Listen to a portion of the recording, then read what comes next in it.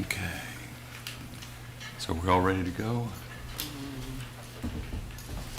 We'll call this meeting back to order, and we need to get read out of our closed meeting. Yes.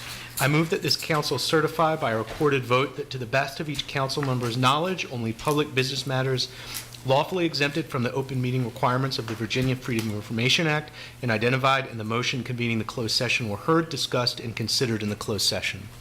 Is there a second? Second. Okay, please cast your vote.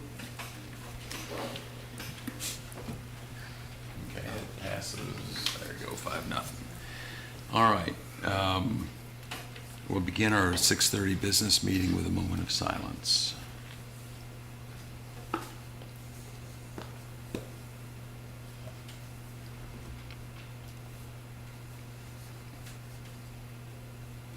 Okay, council, thank you. Councilors, are there any announcements? Any items for recognition? Just, I guess, an announcement in terms of some big positive things is, the announcement of formerly Friendship Court, the residents having chosen a new name, Kindlewood, and had a big event a few days ago for Right. people to tour the units. And then the first residents moved into Crescent Halls just a few days ago. So just really historic moments, I think, for our community and work that many council staff members and community members have been at work at for years. So just wanted to highlight that. Well, and both for Piedmont Housing Alliance and also for CRHA, a lot of hard work finally coming to some fruition. It's really great. Yeah, that's fantastic.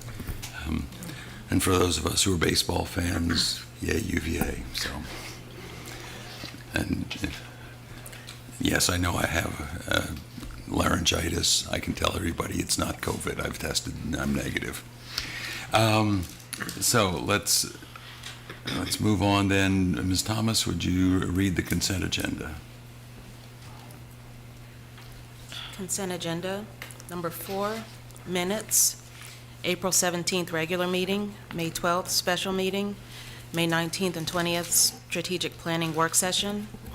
5, resolution appropriating additional funding received from the Virginia Department of Social Services for adoption assistance, $450,000. Second reading. 6, resolution appropriating funding for Virginia Department of State Police Help Eliminate Auto Theft or HEAT program, $4,000. Second reading. 7, resolution appropriating additional funding received from the Virginia Department of Social Services for the VIEW program, $46,000. Second reading. 8, resolution appropriating additional funding received from the Virginia Department of Social Services for various programs, $56,634, second reading. 9, resolution appropriating funding for the COVID Homelessness Emergency Response Program, CHIRP, to the city's Department of Human Services for expenditure, $14,419.60, second reading. 10, resolution appropriating a grant of public funds for housing assistance to low and moderate income homeowners within the city of Charlottesville, $1,360,000. Second reading. 11, ordinance amending and reordaining Section 30-254 exemptions, Section 14-19, Class 4 repair, personal, business, and other services, and all other businesses and occupations not specifically listed, accepted, exempted in this chapter, and Section 34-1200, definitions, to update language. Second reading. 12, resolution appropriating insurance claim reimbursement for the Avon Fuel Station Replacement Project, $40,000, one of 2 readings.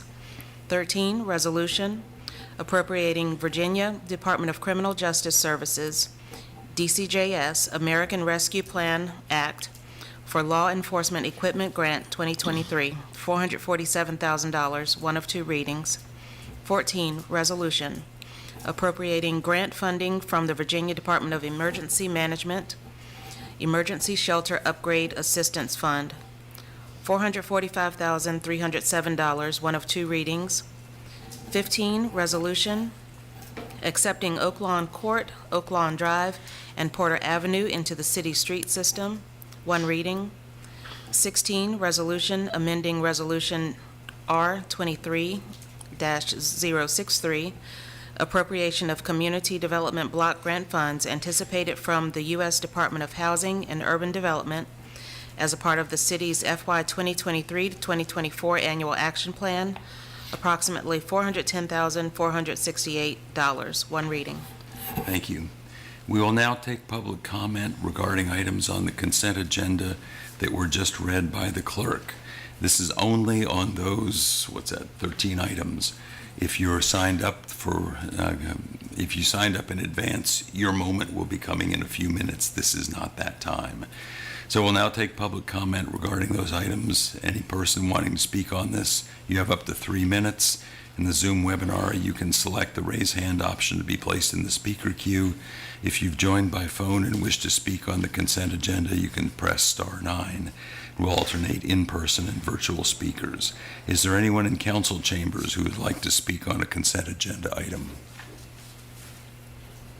Seeing no one, is there anyone online who would like to speak on a consent agenda item? Mayor Snook, I see no raised hands. All right. Is there a motion to adopt the consent agenda? I move to adopt the consent agenda. Is there a second? Second. Any further questions or comments from council? Please cast your vote. Passes 5-0. Okay. Mr. Rogers, is there a report from the city manager's office? Yes, sir, Mayor and Council. There is a written report. I'd like to highlight a couple of items. On Wednesday, we will be selling bonds, about $16 million on Wall Street to support a number of our capital improvement projects. The rating agencies visited us a couple of weeks ago, both Moody's and S&P. We gave them a tour of our fine community, explained to them our plans for further development and the opportunities here. They rewarded us with a rating, AAA rating, both of them. That's maintains our record of 40 years of AAA rating. That's important because it certainly keeps our interest rates low. We're glad that at the national level that the debt ceiling controversy was averted, and we can go to the market. We were concerned about that. We were prepared to stand down and wait, but now we won't. So we're going forward, and I already understand that there are a number of brokers waiting to put in bids on our work. I want to acknowledge our fine finance staff, Christy Hamill, our budget director, and Chris Cullinan, our finance director, and Chris Engel, and our constitutional officers, the revenue commissioner, and our treasurer for the work that they continue to do, working with the city manager's office and making sure that the finances of the city are where they should be, and we can maintain our rating.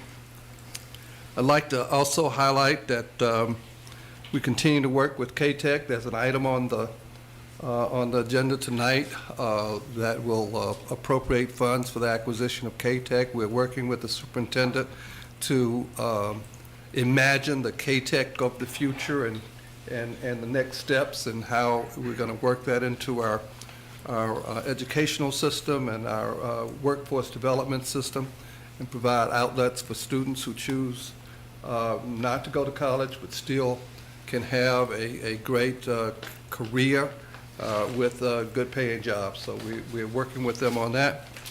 I have designated the Chief Conscious and Misty Graves, Director of Human Services, to lead an in-house task force on gun violence. This is not to substitute for the task force that President Ryan appointed at the university, but it's really a supplement to. Want to galvanize all of our resources in the city and see how we can have a full course effort to address the issues of gun violence in our community to make it a safer safer community and provide outlets for young people to have productive activities. And they've met once, and they'll be coming back with another meeting. I'll keep you up to date on that. Deputy City Manager, is there anything either one of you would like to report? It's in the written report for me. Okay. It's in the written report, but I would like to highlight the great work that's being done in the community to provide a resource for individuals to find activities for youth. The Charlottesville-Albemarle Youth Opportunity Center website, which is cvillealbyouth.org, and it is in the written report because that's a little awkward, aims to provide an accessible, centralized resource to match young people to programs in the community. So hopefully it will continue to be a one-stop shop for parents, guardians, and other loved ones to find great activities for their littles. Okay. And I'd like to note that Melinda Crawford, the CEO of Charlottesville-Albemarle Airport, has indicated she is retiring. She's, in my time working with her, she's been an outstanding leader of that organization, and the airport has really grown and flourished under her leadership. She will be missed. As a member of the board, we will be working together to select the next leader in the coming months. And that concludes my report. Thank you. Community Matters is next up. We have 4 pre-registered speakers, leaving 12 more slots. So any speaker, you'll have up to 3 minutes to speak. We'll now open the floor to the pre-registered speakers. Our first speaker is Greg Frank. Is he here? Mr. Frank, come forward. You got 3 minutes. Thank you. My name's Greg Frank. I live in Charlottesville, and I'm here to talk to you about emergency dispatch policies at Charlottesville Fire Department that have been undermining the city's 60-year-old volunteer emergency rescue squad, CARS, the Charlottesville-Albemarle Rescue Squad. They not only inflate costs for taxpayers, but also possibly jeopardize lives due to slower response times, and they dampen job satisfaction amongst our hardest working firefighters. Recently, my journey to become a licensed volunteer emergency medical technician opened my eyes to these realities. While undergoing practical training at CARS, I noticed how their ambulances only received a trickle of calls, in stark contrast to those at CFD, which at times seemed overwhelmed by the volume of these basic medical emergencies that CARS volunteers are trained and licensed for. During a visit to the CFD station, I observed how dispatchers repeatedly prioritized CFD despite the CARS team's readiness to take action. The CARS team parked at the very same fire station and armed with solid training and eagerness to serve was sidelined. Meanwhile, CFD, an expensive specialist firefighting force, found itself stretched thin, taking repeated basic medical emergency calls. The strain on the CFD staff was visible, not only in their fatigue, but also in their relief and even applause when the CARS ambulance finally got dispatched after 4 hours of waiting. The imbalance seems inefficient at best. There's a dedicated volunteer talent in CARS, eager to make a difference, yet underutilized. Conversely, CFD specialist talent is diverted to tasks that they might not find fulfilling, and the imbalance could be contributing to CFD's high staff turnover and overtime pay. I had phone calls with both CARS leadership and CFD's acting chief Thomas, and they acknowledged the problems. CARS has been working hard to foster a good relationship with CFD that yet feels stuck, with no tangible change in sight, and Chief Thomas, although not responsible for the current dispatch policies, showed openness to investigate and resolve the issues, and I very much appreciated his willingness to engage with community members such as me. Scrutinizing the data, I found the dispatch policies implemented in 2001 resulted in increased response times to the sickest patients, and I have data if you'd like that, and more calls directed to CFD. It appears that financial motivations originally may have driven those policies. Despite their negative operational impact, inertia and inaction has allowed them to persist. CFD is an irreplaceable asset to the city and stands on shaky ground today and may not survive if current policies persist. it really does provide an essential service that, if lost, would cost the city millions. With your indulgence, I would respectfully like to request another 30 seconds. Go ahead and finish up, please. Thank you. With CFD and CARS apparently meeting about this very soon, I hope for a resolution that benefits both entities as well as our community. As a taxpayer, a volunteer EMT, a concerned citizen, a business owner, and an employer in Charlottesville, I urge you all to ensure that volunteerism in emergency services remains a vital part of Charlottesville. It boosts community relationships and it fulfills those involved, helps to train the next generation of medical providers, and most importantly, gets the right help to those in need fastest. Thank you. Thank you, Mr. Frank. Next up, Jock Yellett. Mr. Yellett. Thank you, Mr. Mayor, and members of council, and also City Manager Rogers, who actually I'm addressing tonight. I'm here to speak about noise. I'm here on behalf of myself, my friends, my neighbors, and the North Downtown Residents Association. Did I mention I live at 311 East Market Street? I'm right down the street. I'm here to ask that the city manager task the incoming city attorney with another look at our unenforceable noise ordinance. It's been in place since 1976, and things have changed since 1976. The current ordinance requires you to go back to the police department and get a noise meter and then return to the scene of the noise in order to measure it.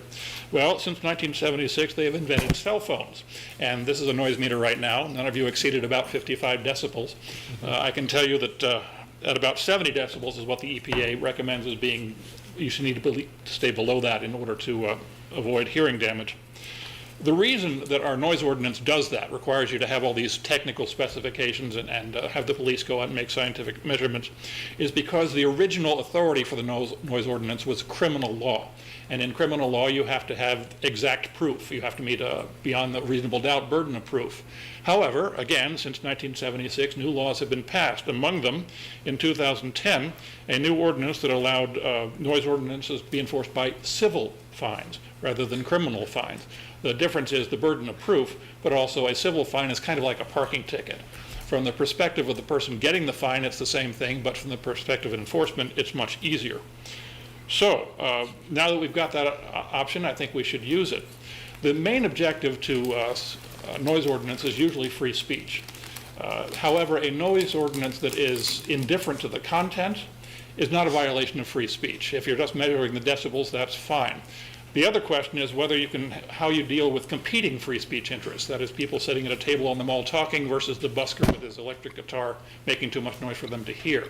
The answer to that is distance. That's what the Supreme Court has said when you've got a conflict of rights, distance.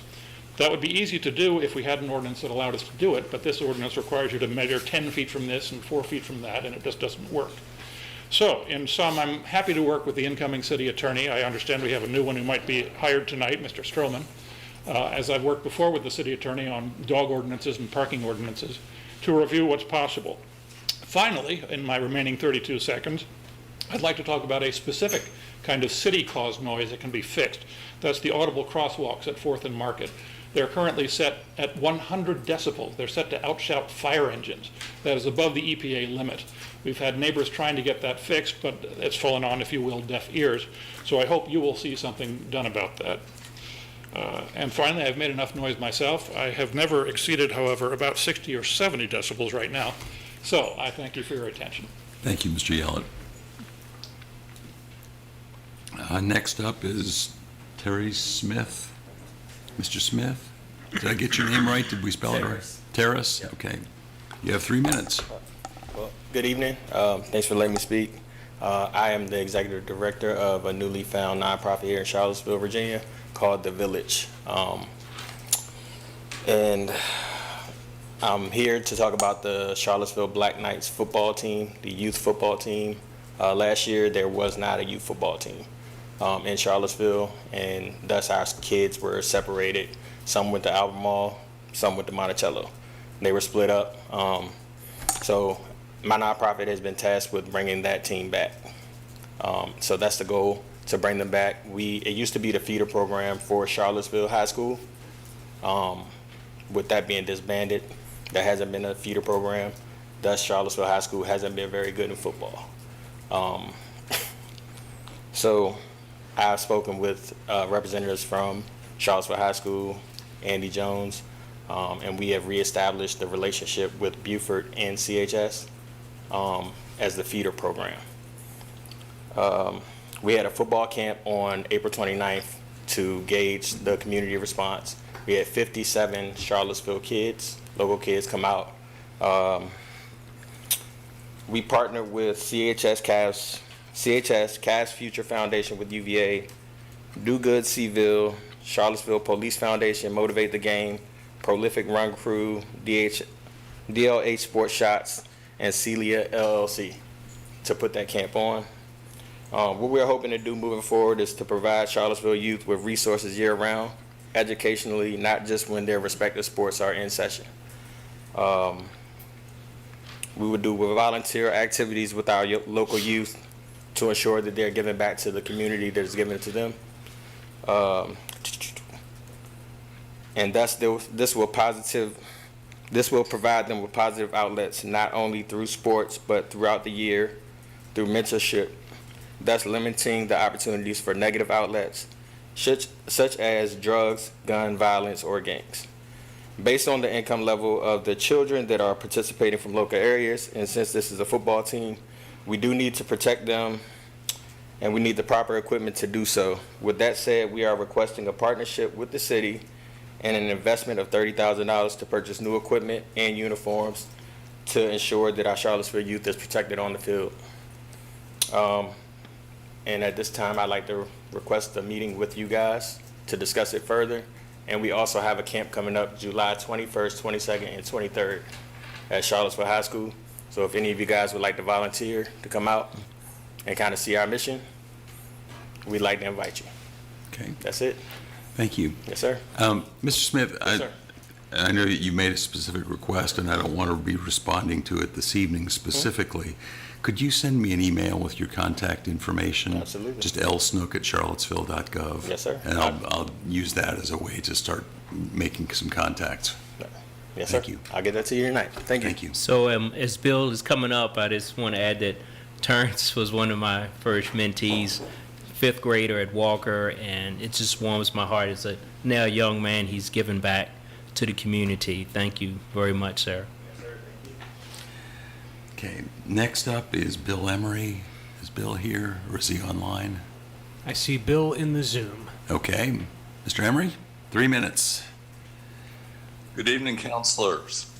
It was mentioned at the March 30th budget workshop that Charlottesville and Dominion will be partnering to replace a significant portion of the 6,000 plus streetlights in the city with LED fixtures. You know, from a power usage, global climate point of view, this effort is welcome. I haven't heard more about the plan, but there is one step I'd like you to consider before we go further down this path. I hope you will consider developing a process where the existing placement, brightness, and number of light fixtures can be addressed. Many of our street lights are overly bright. They distribute light skyward. They light the interiors of bedrooms. They light the exteriors of residences. They provide light sufficient to read the New York Times 8-point type. Overly bright, misdirected artificial light at night damages the environment and negatively affects people's health. Many of these lights, which the city considers capital assets, were installed at a time when a 3-car garage and a perfect lawn were considered socially beneficial. We've come to realize there are negative externalities to many of our mid-20th century practices. So before replacing all the street lights, consider offering residents the chance to weigh in. For example, if a plurality of residents living adjacent to a street light would like it removed rather than relamped with LED bulbs, grant their wish. Turning off the lights at night saves money. The basic principle is simple. Use the right amount of light, use only where needed, only when needed. Lighting affects health, lighting creates serious environmental issues, please, while minimizing greenhouse gases, minimize glare, light trespass, sky glow, and tax burden as well. Thank you very much. Thank you, Mr. Emery. Okay, that gets us through the pre-registered speakers. Now again, we'll do the alternating thing. Is there anyone else in council chambers who would like to speak to us? Ms. Keller. Thank you for the opportunity to speak tonight, Mr. Mayor, members of council, city staff. I'm here to address an item, I think it's number 20 or number 21 on your agenda, so it'll be much later in the evening. I'm a downtown resident, and I'm an architectural historian, preservation planner, and I happen to be president of Preservation Piedmont, and most of our board and all of our advocacy committee are aware of this proposal to demolish an IPP on Stadium Road, but we have protocols. That means that our advocacy committee has to take it to the full board, and there has to be a vote, and we just haven't had that sequence of events in the right kind of timing. So I'm only here speaking on behalf of myself as an architectural historian and preservation planner. I followed your last meeting with interest, and then I was Googling, as we all do, and I went to Zillow, and I saw a fairly intact interior, and that sort of piqued my interest. And I had reason to correspond with someone from the Department of Historic Resources staff about another matter, and I said, I just happened to ask if what they had in their files was this a tax credit rehabilitation project, for example. And he said, I don't really know anything about it, Jenny, but I'll check and I'll get back to you. And he got back to me with a series of emails, which I'm going to share with you. One of the things that I was most concerned about was that a best practice for an IPP, really for anything that's a contributing resource in a historic district, would be to follow a certain protocol of identifying whether this building could be preserved on site and could be incorporated into some new redevelopment scheme. I'm not going to the wall for this building. I'm not going to the wall for this neighborhood. I know there are other things, but I will go to the wall for the process almost any time I have an opportunity to do so. And I felt that the out-of-town consultant was just downright flip in dismissing the building as, oh, it's a nice old building, but there's nothing there. The staff person who's worked for decades in Central Virginia and Charlottesville seems to have some other opinions. But really, when it comes down to it, only the Historic Resources Board of the Commonwealth of Virginia and the keeper of the National Register can opine with great certainty and determination whether a building or a district is actually eligible for listing in the National Register of Historic Places. And so I want to share with this information with you tonight, and I've circled the statement that I think is most compelling to me, which is the out-of-town architect does not know his Seville architecture, the context. So I'm just going to share these emails with you. Did you place them in the basket? In the basket. Yeah, thank you. Happy to do that. And I'll get them to you. Thank you. Thank you very much.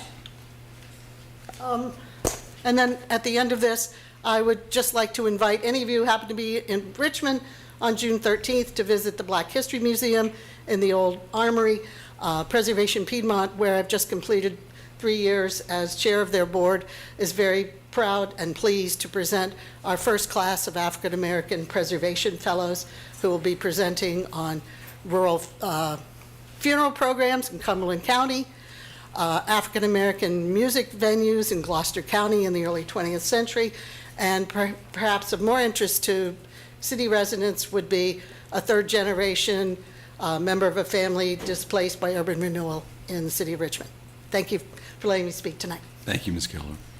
Is there anybody online who would like to speak to us next? Yes, Mayor Snook, we have Robin Hoffman. Ms. Hoffman? Hello, everybody. I frequent farmers market at Mead on Wednesdays, visitor. And this year they've had a downturn on people coming to support the local farmers. They work very hard to set up, bring all their very fresh produce on Wednesdays. So that means you can have another day to be able to get fresh produce. And I noticed that, and I decided to start an art park. So it's sort of a Mead Farmers Market art park. And for 2 Wednesdays so far, we were able to invite Eli Cook and some other artists. I set up a canopy and I did free caricatures. And I hope to do that again on Wednesday coming up. Hopefully, it will become a more frequently visited park. And also I want to congratulate Michael Payne on Community Matters. He invited Dr. Schmidt to talk about the taxation with UVA. And I just want to say his show is amazing because they intellectualize everything in the conversation. And so you can make your own decision about what's going on. But yeah, so that's about it. Thank you. Thank you, Ms. Hoffman. Is there anyone in the room here who would like to speak to us next? Yes, sir.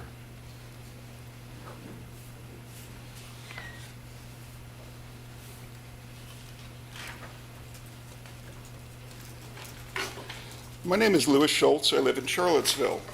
Virginia's State and Local Government Conflict of Interest Act, specifically Section 2.2-3103.1, says that no officer of a local government shall accept money for services performed within the scope of his official duties except the compensation paid by the government of which he is an officer. Michael C. Rogers, who pretends to be Charlottesville city manager, is a subcontractor to the Robert Bob Group, a Washington, D.C. based firm the city pays $25,000 a month for its services. All of the money Mr. Rogers accepts for the role he plays as city manager comes from the Bob Group. Rogers has no contract with the city and no legal or ethical obligations to it at all. Although City Council approved his hiring, the contract they have with his actual bosses doesn't even let Council fire him directly, which is in violation of the city charter. In early April, Charlottesville's Commonwealth's attorney, Joe Platania, appointed Greene County Commonwealth's attorney Win Consalvo as special prosecutor to investigate whether to prosecute Mr. Rogers for violating the Conflict of Interest Act, or COIA. Last Friday, Mr. Consalvo wrote to me to say, and I'm quoting, "As part of this review, I spoke with numerous subject matter experts as it relates to COIA and its applicability to the situation in Charlottesville. This included individuals that work at the state and local level on issues related to state, county, and city governments in our Commonwealth. I have also consulted with Virginia's Conflict of Interest Council. The primary question revolves around Mr. Rogers' status as an employee or officer of the city of Charlottesville. Based on the facts currently before me, it does not appear that Mr. Rogers is an employee or officer of the city of Charlottesville, and as such, COIA does not apply." End quote. Consalvo says Rogers isn't an officer, meaning he can't possibly be a chief administrative officer, which the city manager is under Virginia law. Mr. Rogers is lucky, but council now has a dilemma. Rogers is lucky because a violation of COIA constitutes malfeasance in office, and an officer who knowingly violates Section 2.2-3103 shall be subject to a civil penalty in an amount equal to the amount of money received as a result of such violation, meaning he might be fined for 18 months of salary. Council's problem is that the Code of City of Charlottesville, Article 5, Section 2-211, states that the city manager is authorized to appoint a city attorney with the advice and consent of the city council. In just a few minutes, council will vote on whether to consent to Mr. Rogers' choice of a new city attorney. If Mr. Consalvo is right, then Rogers isn't the city manager, and Section 2-211 doesn't allow him to appoint the city attorney. If council and Mr. Rogers ignore that problem and both continue to act as though Mr. Rogers is a public official, then I will go to the local magistrate on Tuesday morning and swear out a criminal complaint using that as evidence of a crime having been committed. So, great little thing here. As reported by Molly Conger at a recent council forum, Mayor Snook says he ran 4 years ago because Charlottesville's government isn't working. There was just chaos at the top. He says he wanted us to work together and generally just wanted to make Charlottesville work again. Sorry, Mayor Snook, you're missing the mark. Thank you, Mr. Schultz. Is there anybody online who would like to speak to us? Mayor Snook, I see no raised hands. Anybody else in person who would like to speak to us? All right, we'll close this community matters and turn next to the public hearing. The first public hearing deals with conveyance of a city-owned sanitary sewer line easement. Lauren Hildebrand to introduce the item.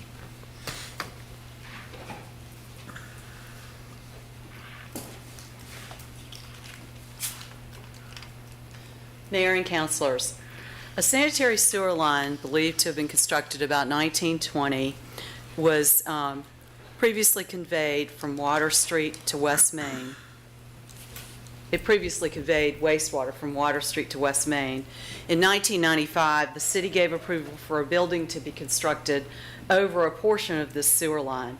As part of the approval, the owners of the building agreed to protect the sewer line during construction and also maintain the sewer line under the building after construction.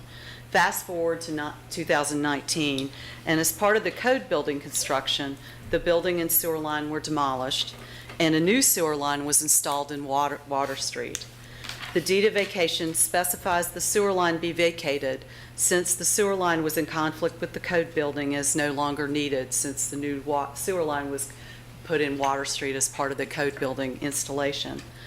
A public hearing is required by law to give the public an opportunity to comment on the proposed conveyance of a public interest, and notice of the public hearing was advertised in the local newspaper at least 7 days in advance of the public hearing. Staff recommends approval of the attached ordinance and the deed of vacation. And I might note that we've got a small minor suggested change in the ordinance in the last section where it's just for clarification that we changed the word Exhibit A to deed of vacation. And that's one small minor change we recommend in the ordinance. Could you And if repeat that councilors again? have any questions, I'll be glad to answer Could you them. repeat the modification again? It would be changing the word Exhibit A to deed of vacation rather than use the term Exhibit A. Do you know what page of the packet that's on? It's on the last page, and it's in the last paragraph of the ordinance.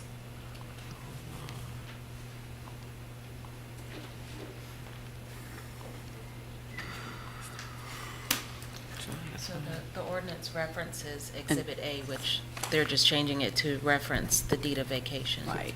Like page 221 or so, 222. Something like Okay. that. Yeah, it's really because there's no Exhibit A at the top of the deed of vacation.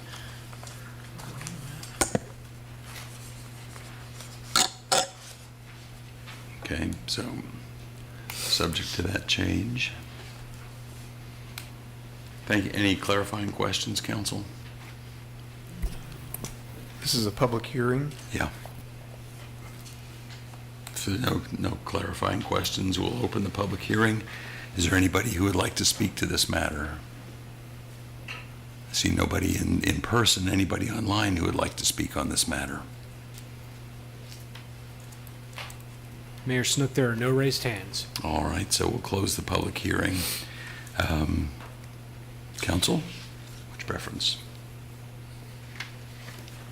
I say move it to the consent agenda for next meeting. Is that good to people? Consent agenda for the next meeting? All right, thank you. We'll be done. Next public hearing, also Ms. Hildebrand, but with the assistance perhaps Mr. Cullinan, I don't know, talking about utility rates.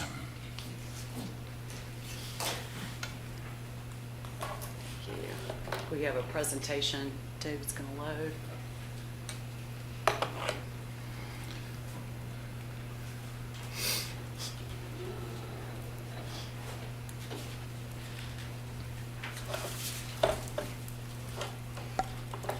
Mayor and councilors, Chris Cullinan and I are pleased to be here to present the annual utility rate report for the enterprise funds that include water, wastewater, stormwater, and natural gas. I will go over the operations overview, and Chris will review the financial aspects in today's presentation. A little bit about water distribution and the wastewater collection system. Currently, we serve 14,800 customers in the city. We deliver 4.6 million gallons of water daily.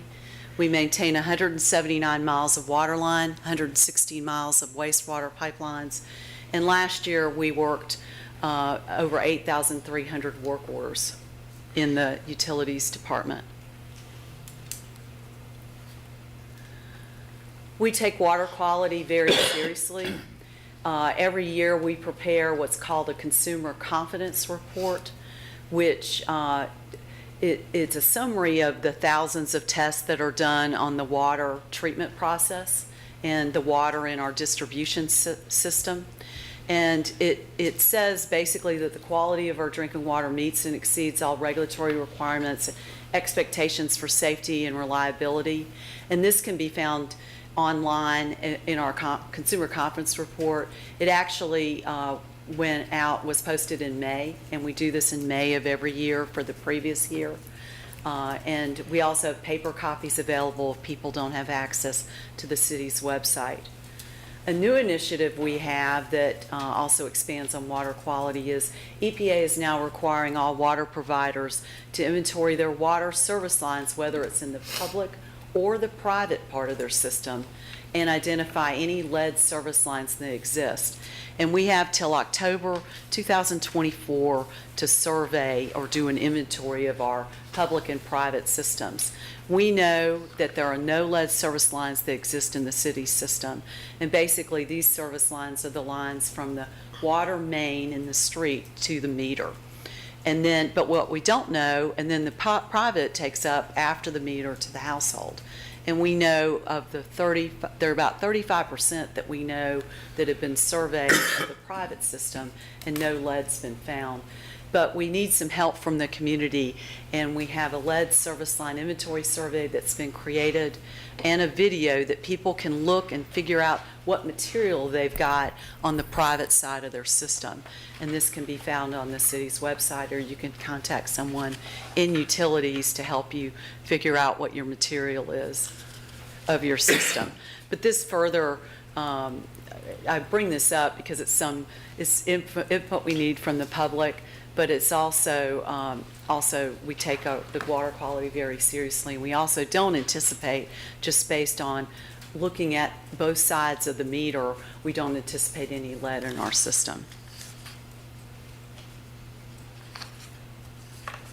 Prior to 2008, there was very little replacement or rehab of our water, wastewater, and stormwater systems. So we put in place an aggressive capital improvement program to address the aging infrastructure and also the deficiencies in the city system. And just to go over what we've accomplished since 2008, with regards to water lines, we've replaced almost 23 miles of water line, which constitutes about 12.8% of the water system. And we've spent $30.6 million of total construction cost. In the wastewater system, we've replaced or rehabilitated 65 miles of the system, or 38%, and we've spent about $33.6 million. For the stormwater, we've replaced or rehabilitated 14.7 miles, or 11.3% of the system, and we've spent $11.8 million. I also want to highlight a little bit about Ravenna's 5-year capital improvement program, and then go over some financial forecasts that we do with Ravenna every year. I want to note and just kind of highlight the 3 largest pipeline projects that Ravenna has in their future 5-year CIP. The first one is the South Ravenna Reservoir to the Ragged Mountain Reservoir pipeline, and this project has been they've accelerated the completion by 2030 rather than the previous 2033 time frame. And this project's really needed because it transfers untreated water from the South Ravenna Reservoir to the Ragged Mountain Reservoir and back, and it can have that flexibility to transfer back and forth between the reservoirs.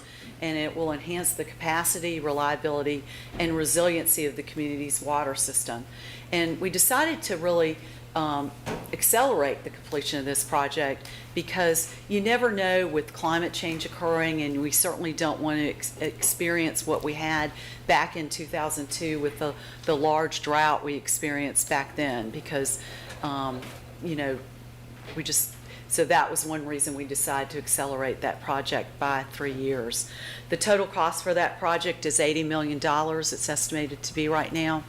And the city's responsibility is 20% of that project based on agreements that are in place. Another project that Ravenna is undertaking in the 5-year CIP is the Ragged Mountain Reservoir to Observatory Water Treatment Plant Pipeline and Pump Station project. And this replaces pipes and pumps that convey untreated water from the Ragged Mountain Reservoir to the Observatory Water Treatment Plant. Facilities that are in place have reached the end of their useful life. They're about over 100 years old. The project's estimated to be $44 million, and the city's responsibility is about 48%. Another project that the city will see undertaken soon in 2024 is the Central Waterline Project.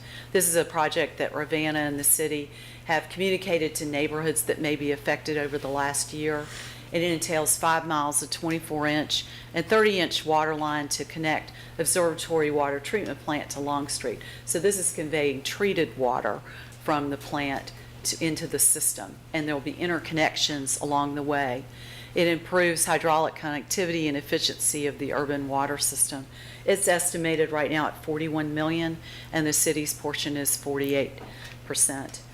Now, I know there's been a lot of communication in the community about, how large the Ravenna CIP is right now. And if you look at the total dollars of the Ravenna CIP, the city's responsibility is about 1/3. And then Ravenna's other customer, which is Albemarle County Service Authority, their responsibility is about 2/3 if you look at total dollars of their capital improvement program. And I might want to add that city staff is involved with Ravenna as they're developing their capital improvement program and their operating budget. And we have multiple meetings. Chris Cullinan and I are involved in those meetings that occur over several months. They usually start in January, and we finish them up in March, right before Ravenna presents their budgets to their board. And we like to look at forecasts when we look at this and look at the increases. So I just wanted to convey, Ravenna increases and what they're proposed for the city customers over the next 5 years. And then we actually put those dollars into the city's rate model, and then we can forecast what our increases will be over our rates over the next 5 years. So this just gives you a little perspective on how we coordinate with Ravenna and staff's input to them. Also want to go over our customer satisfaction survey. We do this customer satisfaction survey every year. Usually takes place in February. And the numbers from this year are very positive. People think their water service is very reliable and their sewer service is reliable. About 99% are satisfied or neutral. And then we also have people rate the value they pay for their water service, and 97% rated as excellent, good, or fair for water, and for sewer it's 94%.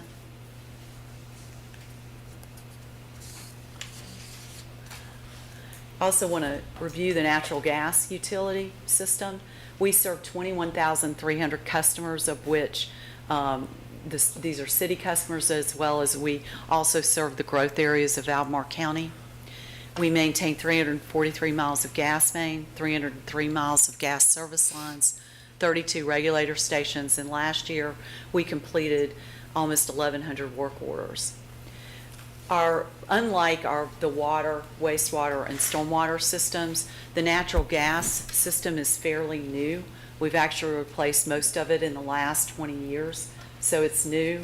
We do have a small section of cast iron legacy pipe that's located in the West Main Street corridor that legacy cast iron pipe is the only cast iron pipe in our system. It can be prone to leakage, and we were fortunate to receive a grant from the federal government to replace that system of $7.1 million. And as you guys know, we were notified in April. So we're going to get started on design of that project and hopefully construction in the next year or so. We recognize we operate a fossil fuel utility, but we are taking an environmental stewardship approach by reducing the carbon emissions through energy efficiency programs like rebates and free home weatherization that we make available to income qualified households. We coordinate this free home weatherization program with LEAP, and so far in the last few years, we've actually served 120 homes in our region. We also have a carbon capture program, and this is where we sponsor an energy-saving tree program that we coordinate in partnership with the Arbor Day program. This is a very popular program. We give about 250 trees away every year, and people can strategically place them in their yards so they get the most bang for their buck in their households and reducing their energy. We also, through our supplier, offset carbon by buying carbon offsets that offset 25% of our natural gas emissions. And I want to point out the carbon emissions related to the natural gas utility. This is input that we got from the environmental group with the city, and this is the baseline of the carbon emissions in 2011. And then they just released their numbers for 2021. As you can see, we have a greenhouse gas reduction due to these programs of about 35%. And that's really due to the energy efficiency. And then if you take in addition to the 25%, these greenhouse gas reductions are about 51%. So as you can see, we're on target to meet council's goals of 45% reduction through the Climate Action Plan by 2030 and carbon neutrality by 2050. I will add, of these totals, and you look at the total carbon emissions by the city, natural gas constitutes about 20% of the total emissions the city generates.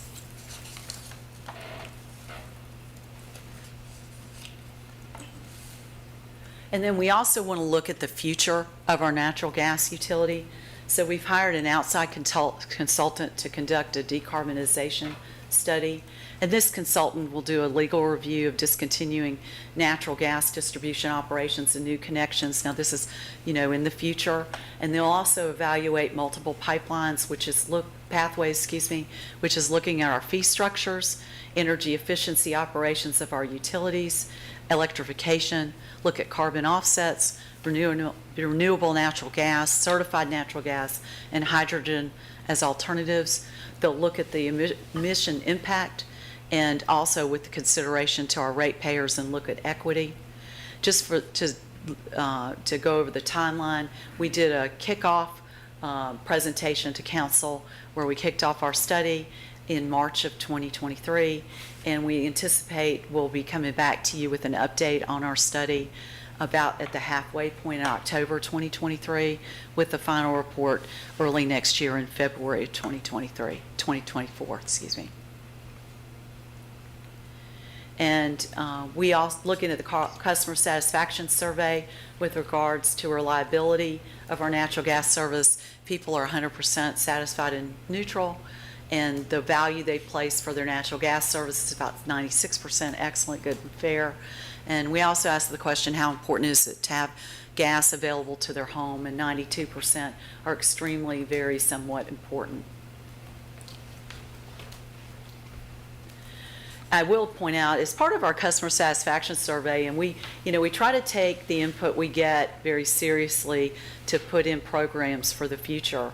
And a few years ago, people really wanted paperless billing and other ways to pay their bill online and more convenience. So in October 2021, we launched a new bill pay portal that offered paperless billing, pay by text, and enhanced automatic payment options. And more than 9,600 customers have already signed up for paperless billing, and over 4,000 customers have registered for auto pay. And with that, I'll turn it over to Chris. minutes. I'll get my pen later.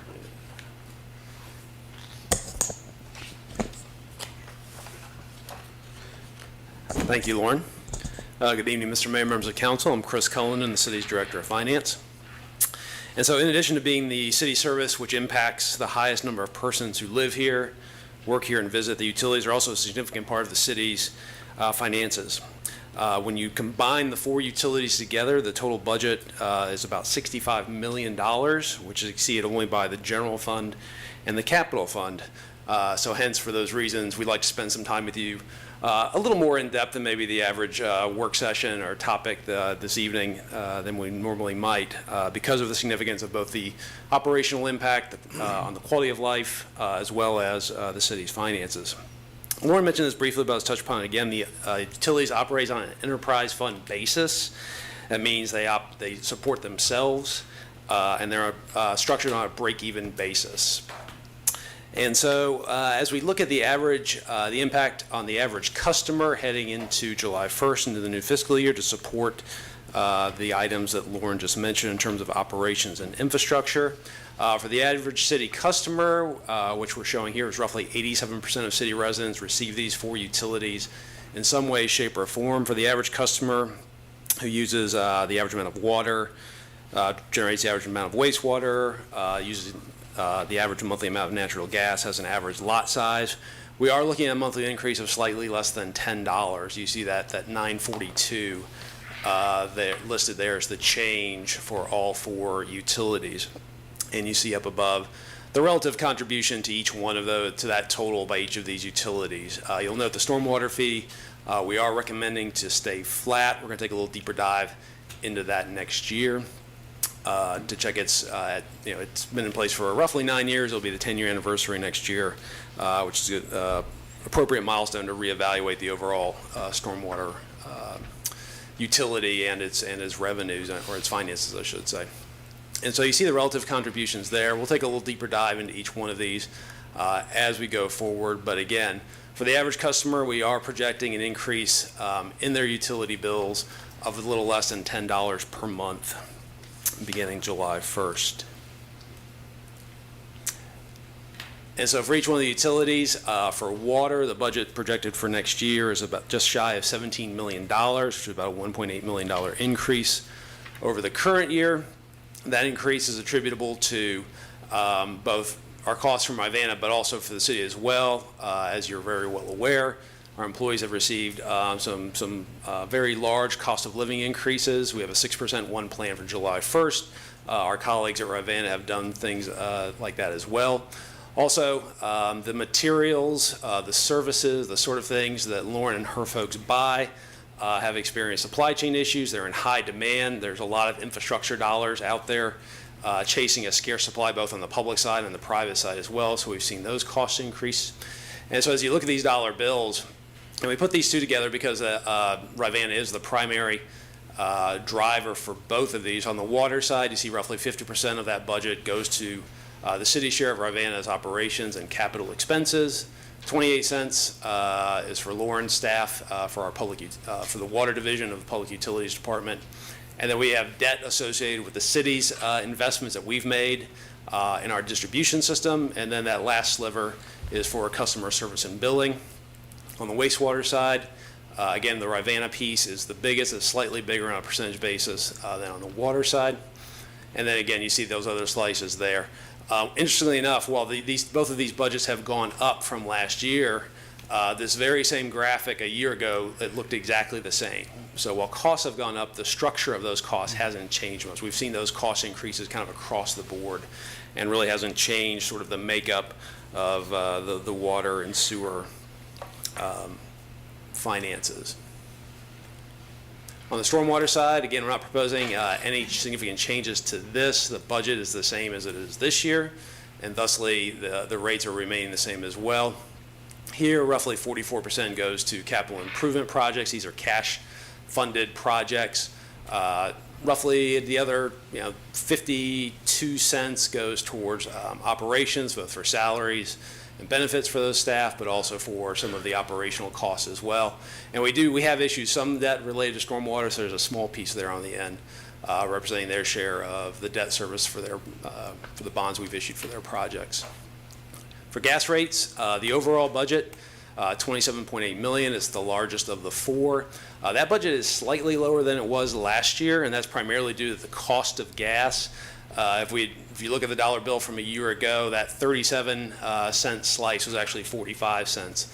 The price of gas, if you've been checking your gas bill or following the news, that price has whipsawed back and forth quite a bit over the last 12 to 18 months, primarily due to the war in Ukraine, the sort of weaponization of natural gas in Europe vis-a-vis Russia.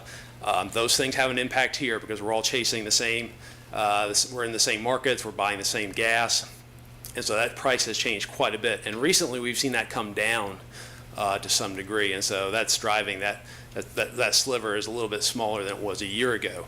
But the other slivers have increased in terms of city operations, the payment in lieu of taxes, customer service and billing, and then that little piece on the end is, again, we do cash finance the gas utility improvements. The gas utility has no debt right now. As Lauren mentioned, the system is relatively new, and we've repaid all the debt associated with that, so it actually is debt-free at the moment. And so when we think about your utility bill, there are really two pieces on the bill. One is a monthly service charge, which is based on the water. For water and sewer, it's based on the size of the water meter, and for gas, it's a flat $10 per customer.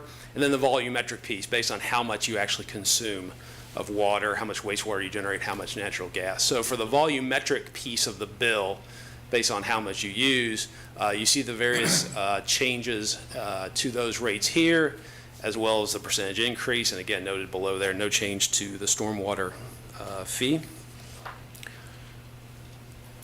For the monthly service charge, for 95% of our customers who have a 5/8" water meter, that's the size that typically serves a residential customer, it's currently $5.50 for water, $5.50 for wastewater per month. We're proposing a $1 increase to each of those, so overall a $2 increase. And then as the meters get larger, there's a proportionality based on the size and the demand for that meter that drives the rest of those. But again, 95% of folks, it's a $2 per month increase for the monthly service charge. And as I touched on, there are no changes being proposed for the natural gas monthly service charge. That concludes the sort of the slide, the comments on the slide. But one thing that I was asked to address were our assistance programs.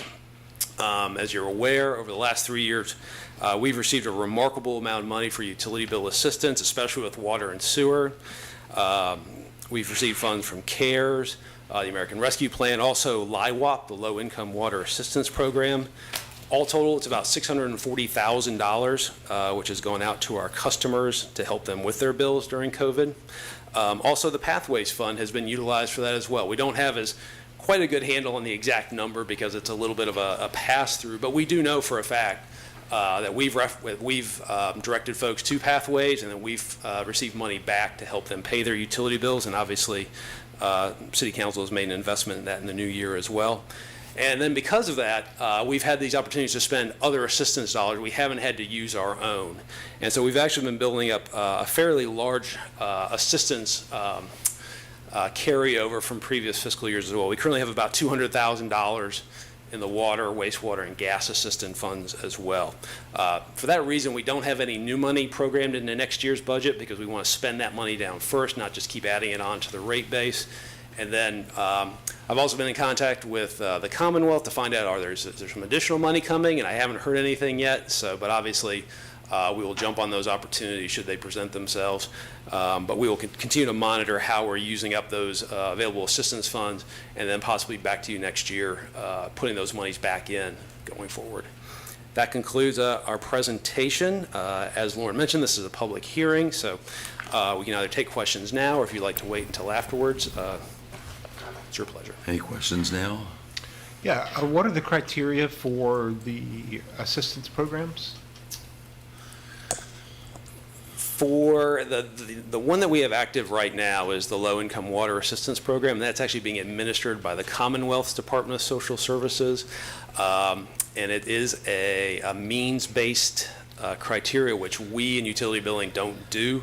So instead, we're referencing folks and referring them to LIWAP, and they walk them through that process. And to the extent that they need information from the city about how much they owe, those sorts of things, we certainly provide that.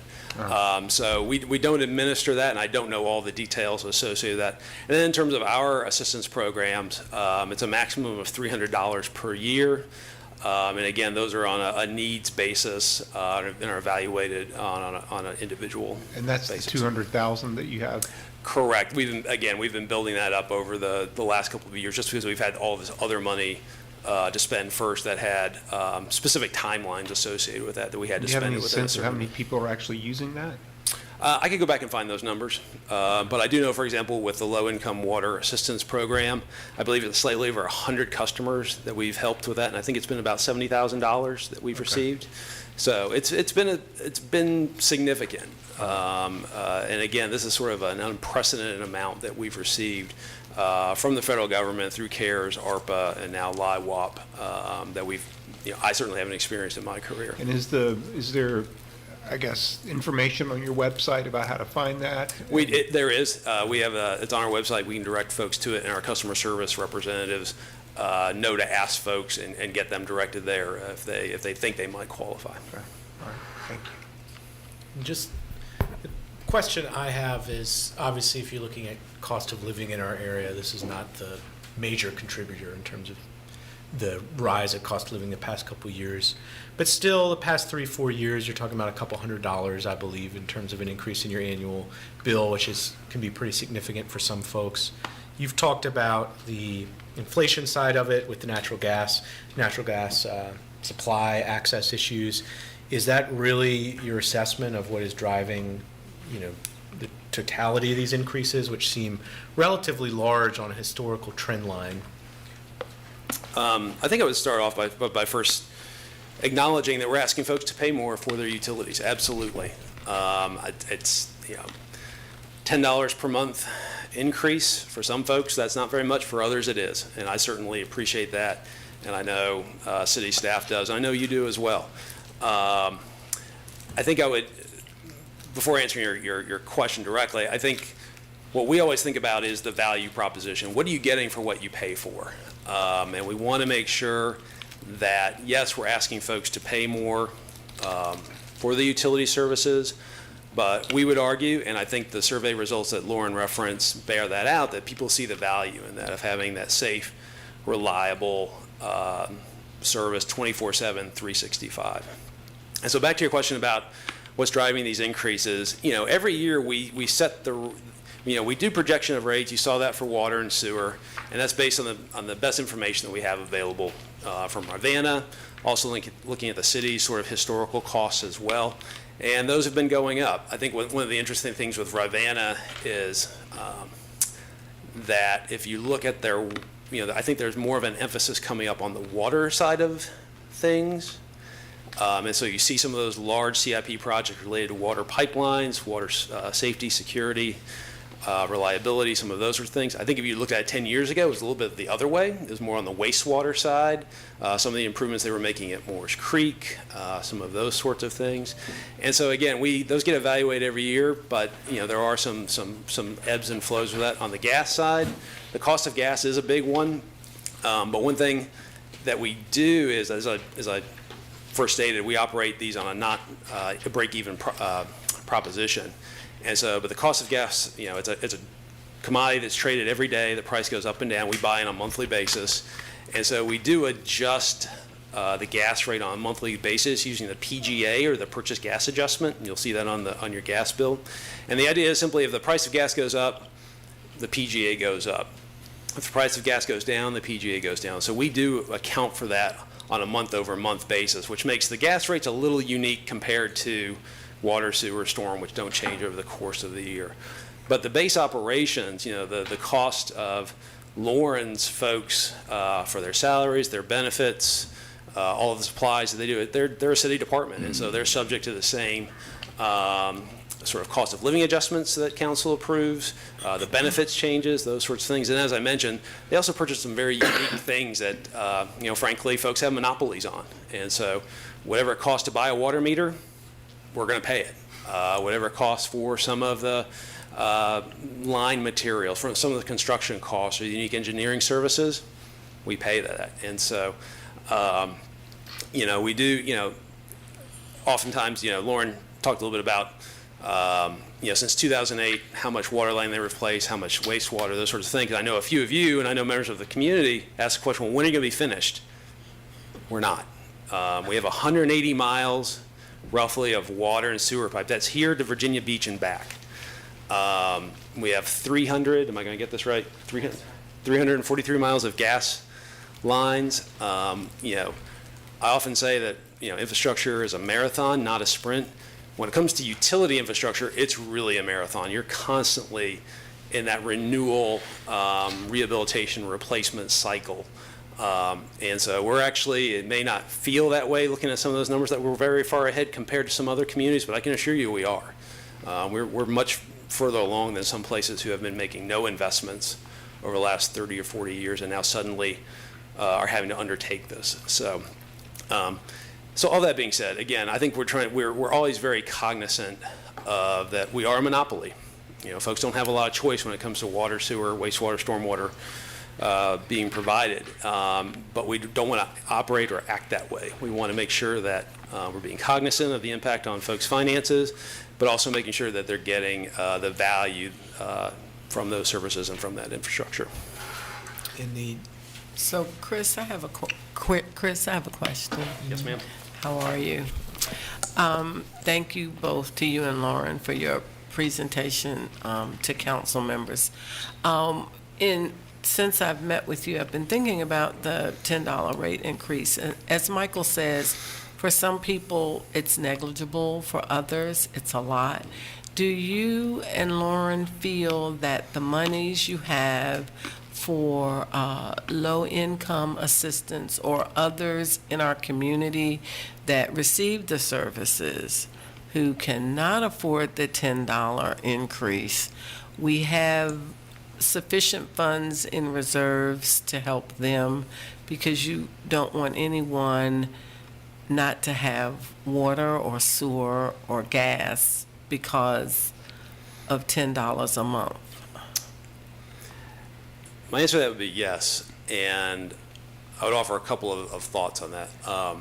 Firstly, we have been, during the height of the pandemic, we did receive this influx of outside assistance, and so I think we were able to help get folks caught up and make the amounts that were in arrears a little more manageable. To the extent that they're manageable, our utility billing staff will work with folks to come up with a affordable and a sustainable payment plan, and I emphasize the word sustainable because it certainly doesn't do us any good to put somebody on a payment plan that in the next month they're not going to be able to afford. We're going to be right back to where we were. So those folks, will work with people to get them onto a payment plan that works for them. But I'll just take a moment just to say, but folks need to reach out to us. The utility bill is not going to go away.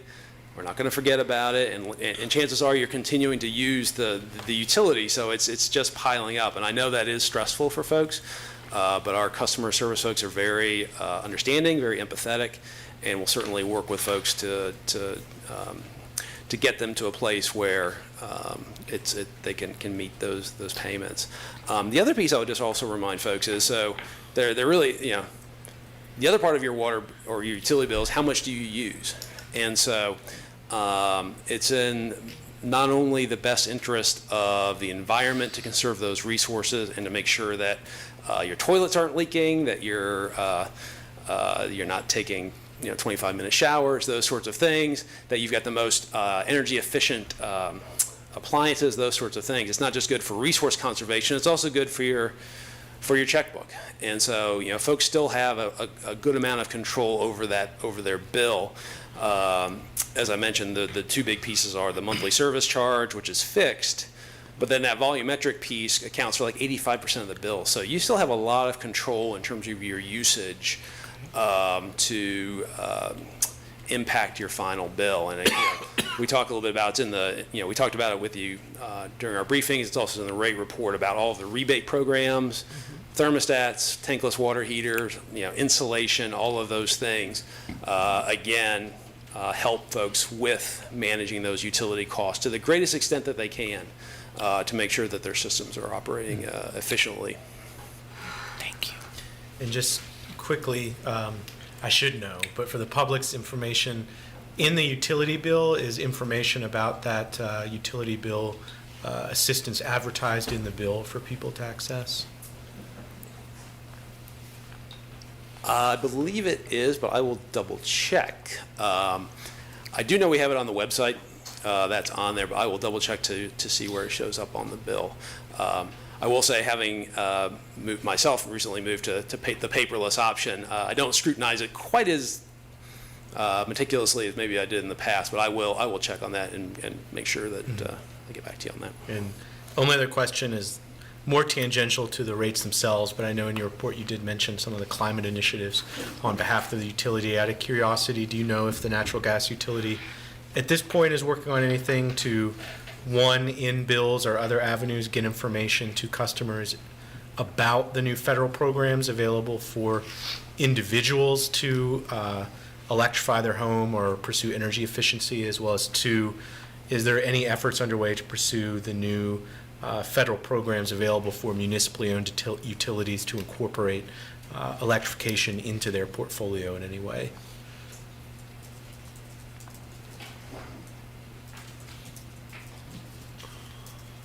So we don't currently have anything that's advertised now, but it's certainly something we're going to look at as part of the decarbonization study, because that's one of the pathways we're going to look at, just the future of the natural gas utility.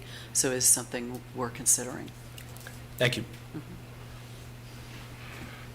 Anything else? So we haven't done the public hearing part, right? Okay, so if there are no other questions from council, we'll open the public hearing. Mr. Dillhunt, are we ready? First of all, is there anybody in the room here who would like to address council on this matter? Anybody online? Mayor Snook, I see no raised hands. All right. So the matter is now with council. I'm sorry, Mayor Snook, one person did just raise their hand. All right. Martha Smith. Good evening, council. This is Martha Smythe calling in. I just have a question for our two presenters. I don't know who's in the position to answer this, but I'm wondering what sort of excess capacity is in our water system and our sewer system to handle the growth that could come from the large upzoning.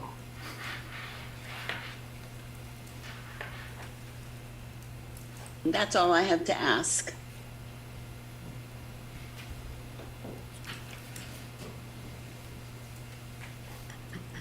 So we've actually looked at this. As we look to improve our system, we try to figure out what the plans are for the future as far as what the future zoning may be. And we've actually, had conversations with NDS when it comes to what they're looking at with affordable housing and that type of thing, and estimates on additional resources that might be necessary from a water and sewer standpoint. And our systems, because we're kind of confined to this 10 square miles, and the systems we have in place are really very, very sufficient. And the improvements we're making and things we look at, they're very sufficient to handle the zoning. And we've indicated that actually in a write-up that we provided to Mr. Freese as recent as 6 months ago. Thank you. And the only thing I would add to that is the city does charge utility facility fees, and so if a new development comes along and there's a net increase in the need for capacity for water and sewer, they pay their proportionate share of that. Okay. And isn't it true that the largest usage is primarily coming from industrial or business use, even compared to household, or am I wrong on that? Both for water, yeah.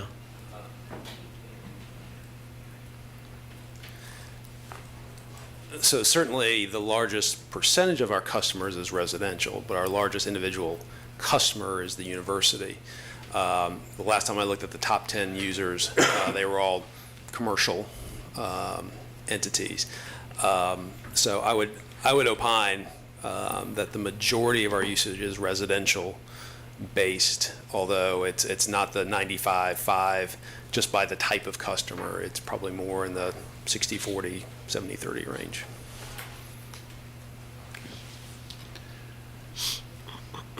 Other questions? Not, are we ready to No have a questions. motion? Oh, this No, is- we're just going to consent agenda for the second reading and vote. Is she the only speaker? Oh, that's true. Is there another speaker online? I see no additional hands. Okay, so it's back to us. Any other discussion here, or should we, ready to pass it on? I'd like to put it on the consent agenda, if we could. Okay. Yep. Any objection to that? No, sir. All right. None, yeah. Okay, done. Next item, consenting to the city manager's appointment of the city attorney, Mr. Rogers. You have before you a resolution that asks for your consent, as required by charter, to approve the recommendation of the city manager for the appointment of the city attorney. This is a process of selection that I've outlined in the memo that's included. You're familiar with it. We've discussed it.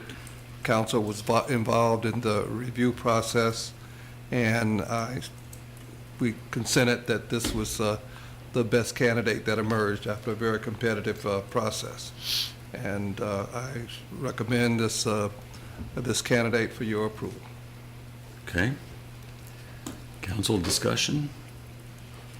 Is there a motion or a second motion? First.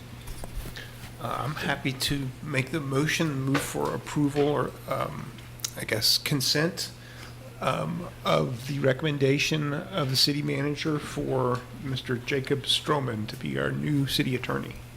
Is there a second? Second. Any discussion?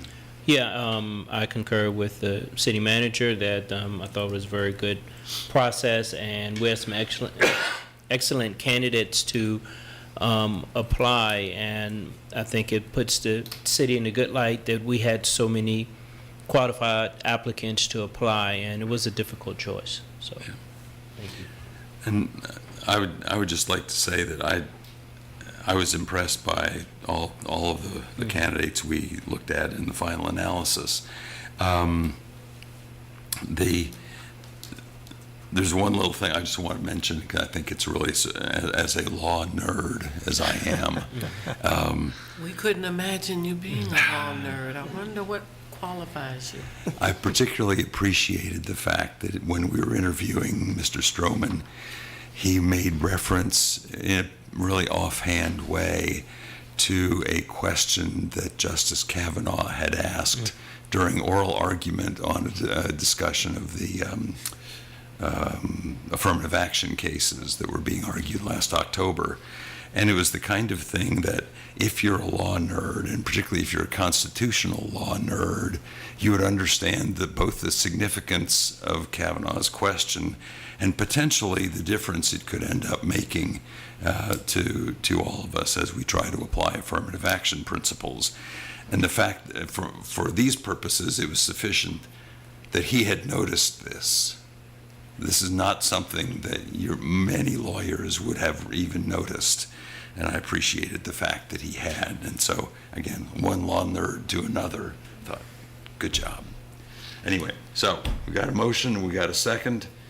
Any other discussion? Please cast your vote.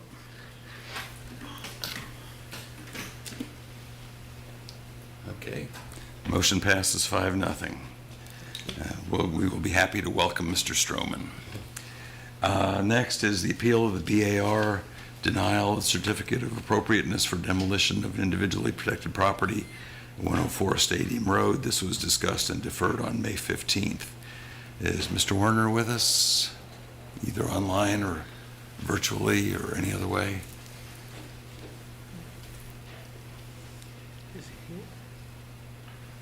He's not here. Yes, Mr. Warner is being promoted to panelist. Okay. What did he say?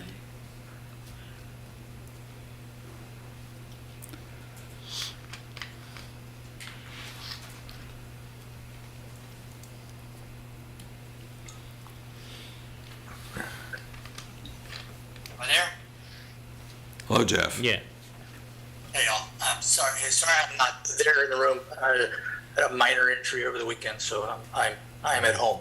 Everything's good, but I just so forgive me for not being in front of you. Really not much to offer.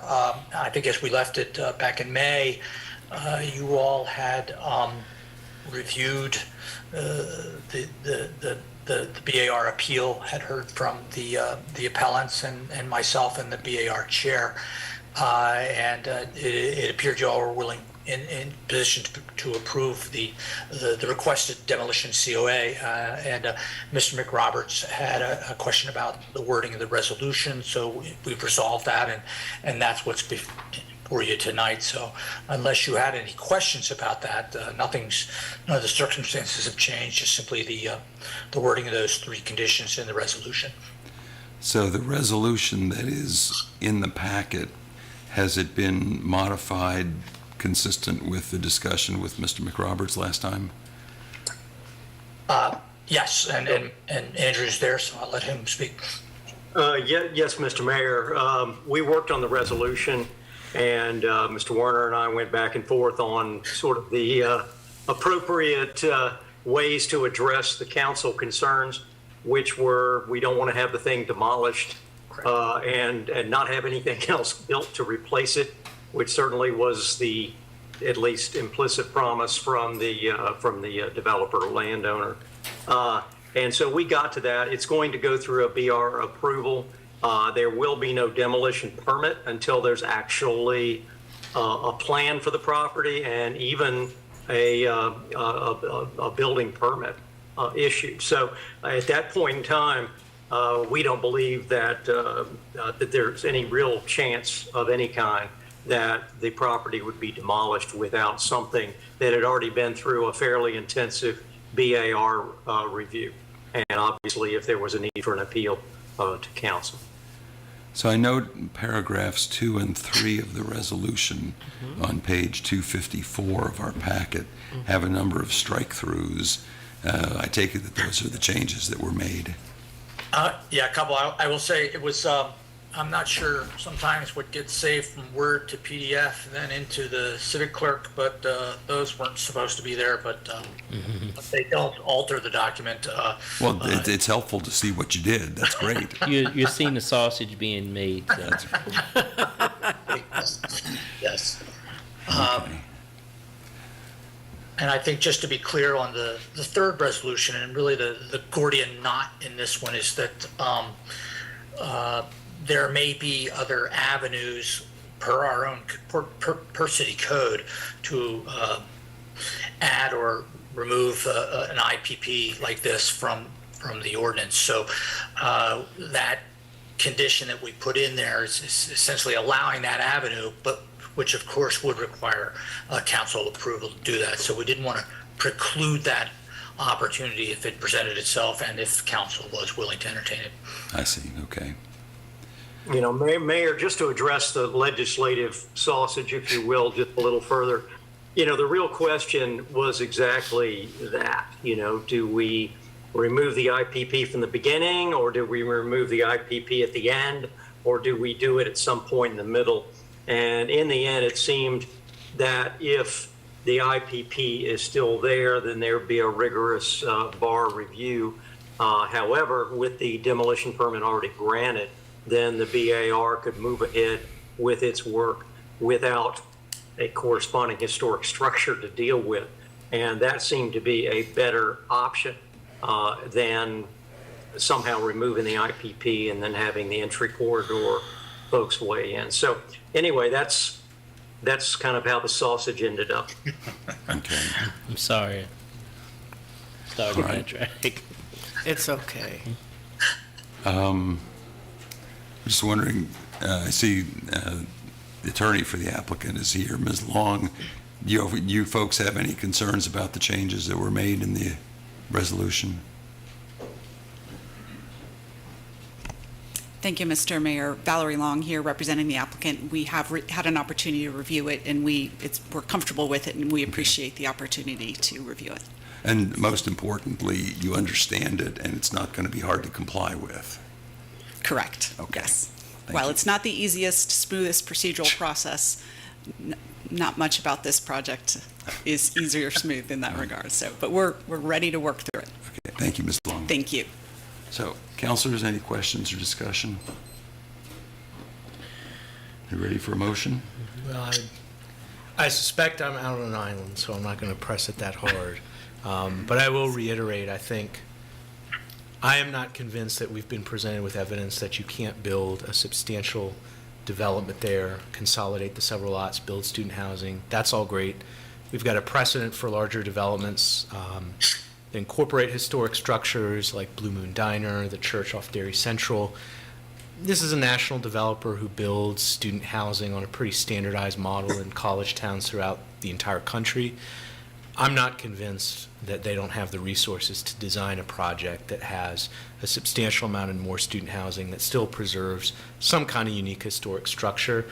I'm not going to pretend this is the most pressing historic preservation issue for Charlottesville, but I do believe that, and I raise it because I think going forward, this is going to be a tension and a process we're going to encounter multiple times in the coming years, and I don't think that historic preservation and development need to be a zero-sum game of being against each other. But unfortunately, that's the way this seems to have played out. So could I hear you. I thought item 2, though, here helped alleviate some of that concern, condition 2. He's talking about this. Not in my mind, in the sense that it seems pretty clear that they have the authorization and their plan is to tear down the structure rather than seriously attempt to incorporate it in any way. It says approval of a design review COA for new construction. My understanding is that protection was that it would only be tore down to build a building rather than torn down and all you get is like a parking lot. That's all that meant. Which is better than if you just tore it down and all you got was a parking lot. But Approval of a design review COA, certificate of appropriateness for new construction on the parcel as a contiguous element of the proposed multi-lot development to ensure that the building is not demolished without an appropriate and city-approved replacement, and issuance of site plan and building permit for construction of such replacement. So you're saying that's just to prevent a parking lot as opposed to having any kind of meaningful oversight of this going forward? Yeah. So if I can, interject here. So there are 2 design review districts at play here.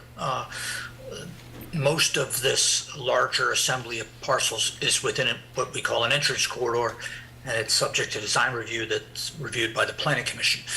The single parcel, the 104 Stadium Road, is a historic designation. Subsequently, it's anything developed there is subject to BAR review. And as a matter of practice, when a larger development occurs, such as like Dairy Central, the more rigid, if even a parcel is associated, one parcel has the IP, then the more rigid design review is applied.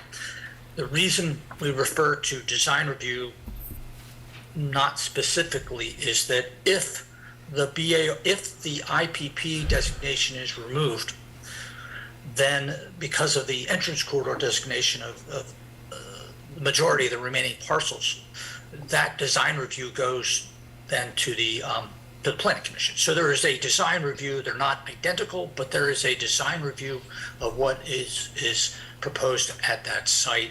And that seemed the best way to kind of skin the cat here, if you will. Otherwise, and I being candid with you all, the inclination appeared to be to approve the demolition. So we still have design review that will make sure we don't have a parking lot, that makes sure we'll have something that's sympathetic to the design of that area. It will likely not be done by the Board of Architectural Review, but by the Entrance Corridor Review Board. Yeah, and Yeah, I don't want to like opine on what the design consultant can make work at that site. I mean, I appreciate your point. You know, that the motivation would be just to stack as much there as possible, but at the same time, I think they're going to, well, I'm not going to opine on that. Okay. Yeah, you know, the alternative, and I, you know, Valerie, forgive me, but the alternative is then to the VAR had initially declined this demolition request. That is, of course, your action. If you uphold that denial, is appealable to the courts, and then there's another avenue available within the code for the applicant to seek a remedy. But so it's not an absolute given. But that would be, you know, the only other option would be for you all to decline the denial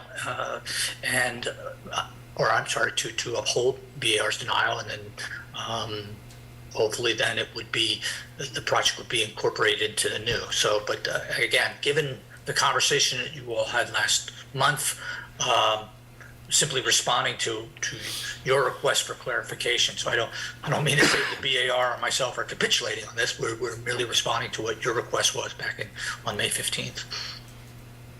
Yeah, I mean, I'm under no confusion that, you know, once we do this, the developer will end up doing what they think makes the most profit for that, or makes the most sense for them for that area. But again, I still feel like that is an area where we want to develop the city, and so I'm prepared to vote for this. Yeah, well, we'll move on. But I think it's a false equivalency. I think you can work in good faith to say we want and will achieve a significantly denser amount of student housing here, but in exchange, let's have some serious effort for both historic preservation, and when they come for us for the special use permit, meet the inclusionary zoning affordable housing requirement. I think both can be achieved, and you don't have to cynically shoot this down with the only goal being you don't want anything built there. But So, someone would like to make a motion? Yes. I should put my money where my mouth is, I guess. So I move for, let's see, move to approve a certificate of appropriateness for this property located at 104 Stadium Road, BAR number 22-02-03, subject to the language that is here in the resolution with the 3 conditions that have been noted. So the resolution is to approve a certificate of appropriateness for the demolition of the house and the garden. Correct, with the conditions. At 104 Stadium Road with conditions. Yeah, a certificate of appropriateness for demolition of the house and gardens at 104 Stadium Road. You left out the word demolition, which seems kind of important there. It is, indeed. Okay, is there a second? Second. Any further discussion? If not, let's vote. Okay, passes 4-1. Thank you. Thank you all. Have a good evening. Get better, Jeff. Next resolution appropriating Charlottesville Supplemental Rental Assistance Program, CSRAP funding for use and acquisition of property. Mr. Kafuna and Mr. Sanders, one or both? So I'll take that item. Okay.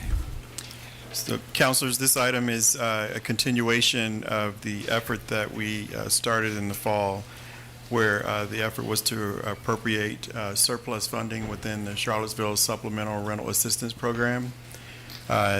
We were setting aside $900,000 per year for that program, and as of FY22, there had been an accumulation of a $1.9 million surplus based on the funds not being utilized for a variety of reasons, market really being the driver behind that, as well as other vouchers were available and were being deployed at the same time. CRHA approached the city and asked that there be a reallocation of those funds instead of allowing them to continue to build on a surplus, to instead allow for the acquisition of naturally occurring affordable housing that was in threat of being lost to the market, therefore potentially displacing and not actually being able to be maintained or sustained as affordable housing. So you all approved a couple of acquisitions in the fall, and they have since come back asking that the remaining balance that is available, which is terminates at the end of this fiscal year, June 30th, to use $137,500 to match $137,500 that CRHA has to acquire a single-family home at 100 Harris Road. That house is currently assessed at $369,000, so this would be purchasing it at $275,000, which is roughly $100,000 under market value. The desire would be to be able to preserve this as naturally affordable housing within the city housing portfolio that we discussed. Your approval of the Dogwood Properties acquisition becoming a sustained portfolio managed by CRHA in partnership with the city government, where the city will retain a half interest in those properties. So this just becomes one additional unit to join those other units. And ideally, we're just asking at this moment for your consideration of approving these funds. Again, this would terminate the program effort of this year of using those surplus funds. And as July 1 begins, there will be another $900,000 that you approved as a part of the budget. And I will bring back to you a program that we intend to be able to basically to suggest to you or submit to you how we would better manage the ongoing use of these funds so that we're not piecemealing the effort, as has been identified in some of your comments as we were considering this matter. Okay. I don't see piecemeal. I think this is brilliant. Yeah. It's all part of the plan. I like it. Mr. Sanders, is the home currently occupied? Yes, ma'am. It is currently occupied, and the tenant is paying $750 a month rent, and the loss of that unit to the market would definitely mean they would probably almost triple. And the current residents, will still be able to afford the $750 a month rent? The intention is for the rent to remain in place until that tenant leaves on their own, on their choice, and then it will then be integrated into the management of the portfolio, which would probably mean that a voucher would be applied, and thereby bringing a higher rent, but still at an affordable amount for the next tenant to occupy. And this money will allow that to happen? Yes, this allows us to ensure that the house will be available and made available to someone at that AMI. Okay. So the current tenants, if we approve, can continue to live where they're living with no interruption. That is at this point in time, until they decide until they choose to relocate. And Sure. if they never choose to relocate, they stay there.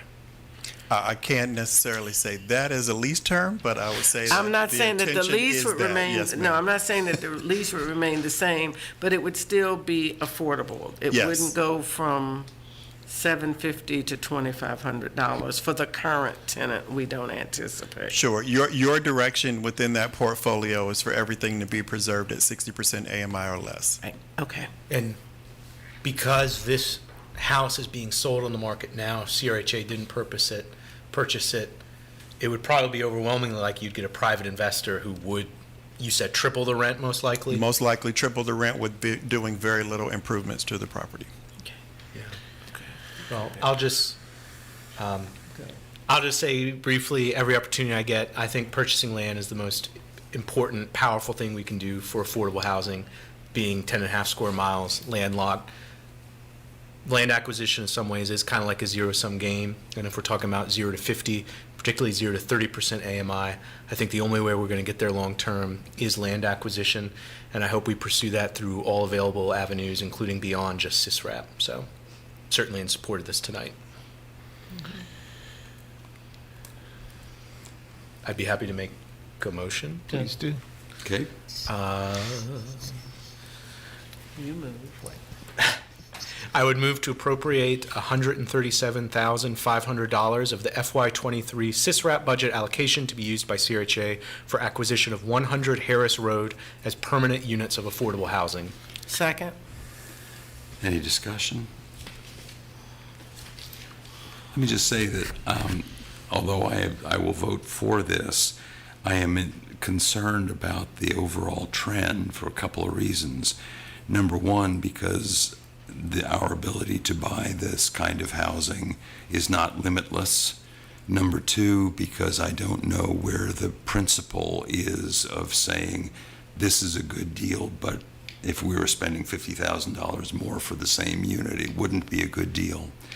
And I don't see that we've got a plan for how this is ultimately going to get integrated into some kind of a scheme for, was it going to be permanent affordable rental? Is it going to be made somehow an affordable for sale property? What is the plan? The fact that we don't have a plan now is a, relatively speaking, small concern, because we're not looking, we don't have a disposition in mind yet. But I think we need to have a plan for this kind of purchase if we're going to do it again, and if we're going to make a habit of it, as we have been starting to make a habit of it. And whether that's a CRHA plan or a CRHA and city plan or something, we need a plan. And I hope that we will get a plan soon so that we understand the limits as well as the opportunities of this kind of a project. So. Yeah, I agree about, I think regardless, I think we need to have this type of discussion each time, it's presented, if we're ever presented again, and it looks like we likely will, but. And I would certainly agree. I think we could absolutely use a more comprehensive citywide strategy and plan for land acquisition to be done in a more systematic way. And would just comment, we know exactly what the plan is if we don't purchase properties like this is, and that is the rent gets tripled and you lose naturally occurring affordable housing forever. But I do agree with your points that it would be more impactful if we did this in a systematic way with an evaluation of how we fund it in the long-term plan. But I still believe that you can't get there unless you own the land to begin with. Well, and the other objection that I have is that these things come to us always with a short time horizon. They always come to us and we have to act in a month or 2 months. And we never have yet, I mean, we've been doing this for about a year now, where we've had something come to us on a short time horizon and we end up acting and we end up spending money, and we still haven't taken the next step for figuring out what that plan is. So let's do that. Yeah. We can all agree that we should develop a plan, but if you read between the lines or you listen between the words, I felt Mr. Sanders was saying that moving forward, we would be looking at the dollars and working to develop a plan and or a strategy so that we are not always feeling like we are reacting but being proactive. And if I misunderstood you, Mr. Sanders, you can feel free to correct me. Yep, you captured it correctly. Yeah. But in some respects, you got to react if something enters the market. I mean, Correct. closing dates. Correct. It's quick moving. Correct. So I think we really want to do this tonight. Yes. This particular one. No, next week. We're going to do it tonight. So we we've have got- a first, we we have have a a motion on motion the and a table. second. Shall we vote? Yes. All in favor? No, we used to push our buttons. Well, You didn't. I did introduce the motion, but I think this is just one of 2 readings.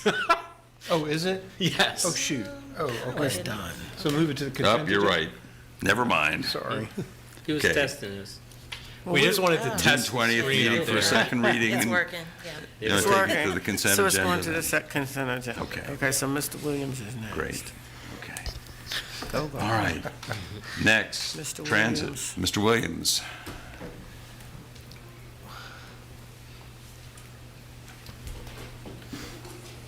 Good evening, Mayor, members of City Council. What I'm asking you for tonight is the appropriation of our capital funds that come from the feds, the FTA, and the state, totaling $7,323,087. The breakdown is between the state and the feds. The federal government will appropriate to the city 1.4 million, and the state 5.2. It will allow us to, at this point in time, complete a couple of projects and also get our rolling stock acquisition and replacement program underway. There's $1.9 million of this money earmarked for the Albemarle County microtransit project. They have a $388,000 match for that. There is money associated with an entry and exit gate at the compound. Inventory software, pre-trip software, management software for us, which allows us to monitor and make sure that our drivers are doing what they're supposed to do as we do our preventative maintenance. Cameras, support vehicles. There's $324,000 for passenger amenities. We're acquiring 4 replacement buses, diesel, one 26-foot BOC or body on chassis vehicle, and then there is money for A&E and NEPA for an administrative building potentially, and improvements to our maintenance facility. So we're asking that the council allow us to accept these funds and appropriate it so we can move these projects along.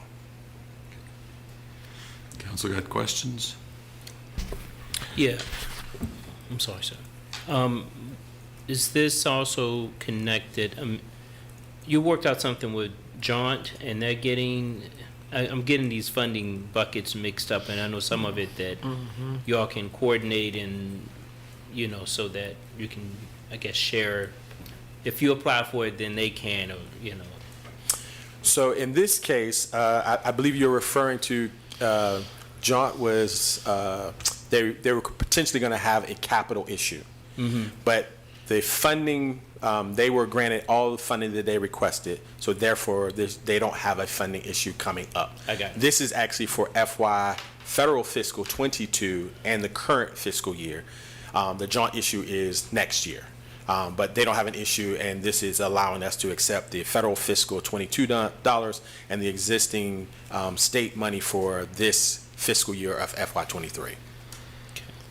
This is just the timing of it, so now we can appropriate the dollars to allow us to, when appropriate, we can move into the microtransit project for the county and begin our process of ordering additional buses that will be here in 18 to 24 months.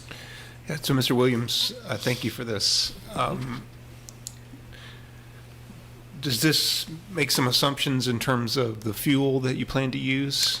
This, I know that, I believe you're coming to us at some point to talk about that, but I know that I'm sure there's like a sequencing of this request versus when you're going to have that data for us. Thank you for that. So what we want to, we are going to, at some point, I guess in the next month or so, have some meetings specifically with council to talk about the future plans for alternative fuel. This is, so the feds required all transit agencies to an alternative fuel study. We're in the midst of doing that. Right. This was before that was. So these are diesel requested vehicles. And that was what we were authorized to do because our plan wasn't done. I see. But what we have done, though, as a part of FY24, is requested as a part of our expansion to battery electric vehicles to be added to our fleet. Okay. And we're hoping that we get authorization from CTB, the Commonwealth Transportation Board, in the state to do so in the future. So the buses that are being ordered here will be diesel? There will be 4 diesel vehicles. Those are the large buses, 35-footers, and one 26-foot, which is a body on chassis, and that's going to be gasoline. It's for the what? Gasoline, body on chassis vehicles. There's 126. There's 5 buses? It's 5 buses. 4 of them are large diesel buses, 35-foot, and then one 26-foot gasoline vehicle. And these are replacement to the identical what we have in our fleet today. So these are replacements? These are replacements. Are those also buses we're going to end up getting stuck with for the next 12 to 15 years? The state and feds require us to have these vehicles for a minimum of 500,000 miles and 12 years. So the reliability of a diesel vehicle will allow us to easily eclipse both of those requirements. We will have more substantive conversations about the alternative fuel very soon. there are going to be some major decisions that will need to be made in reference to reliability and cost, and also space to whatever alternative fuel vehicle we move towards. There needs to be some serious conversations on some decision, and the major decision points are coming up. And then as part of this, you're asking for, or it's including services for the alternative fueling modifications to the operations annex facility. Is this? That is correct. So what we're doing is queuing up, so when the plan is finished, we will have funding that will allow us to go straight into the development of, well, first, the NEPA has to be done. The National Environmental Protection Act requires us to look at where we're going to put making major improvements. That's a Federal Transit Administration requirement. That hurdle has to be done in anticipation of us getting into A&E 30% design. So the plan will be done, and then we'll have the funding to get us into construction, to the development of construction documents potentially. Okay, thank you. And only one other question from me. Others have covered other ones that I'd had. Just out of curiosity, in terms of the microtransit process, I haven't followed that too closely, but I know it's been going on. Did Albemarle County make a decision in terms of, is that going to happen through CAT as opposed to being outsourced to some other entity? Because I seem to remember they were at least discussing that at one point. So Albemarle County has asked us to manage the project for them. We are in a procurement process right now. I can't talk in detail about what the process is right now, but we're fairly close, I believe, within the next month or so, next 2 months, of being able to hopefully come back to Albemarle County with a recommendation from our group that's been looking at this and making recommendations to them. Mr. Sanders and I are on that review panel. Is there anything else you would like to add, Mr. Sanders? I'll just say that we did confirm with the Board of Supervisors that we will be briefing them next month. So as soon as that matter is handled, then Mr. Williams will be able to announce who the firm is that will be working with CAT for the implementation of microtransit. And so that would mean the expectation in terms of the vehicles, drivers, you're talking about a firm outside of CAT as opposed to Potentially. CAT. Potentially. But that is not yet decided. But it is important to remember, and Mr. Williams has stressed it very much so, that you won't know that. What you see on the street will look like CAT. That is the intention. Yeah, it's not going to be you're calling up a third-party group and you'll get a different name. They'll call CAT. It'll look like CAT. Mm-hmm. And that's important to the Board of Supervisors as part of what was stressed to us as a means to, as a part of our management, that we don't want an additional group. We already have Jaunt, we've got CAT, we've got UTS. To add another one adds another level of complexity and difficulty about identifying who does what for whom. Okay, thank you. Mm-hmm. All right, council, is there agreement to move this to the next meeting for a second reading and a vote? Yeah, I Yes. think it can be on the consent agenda if you're okay with it.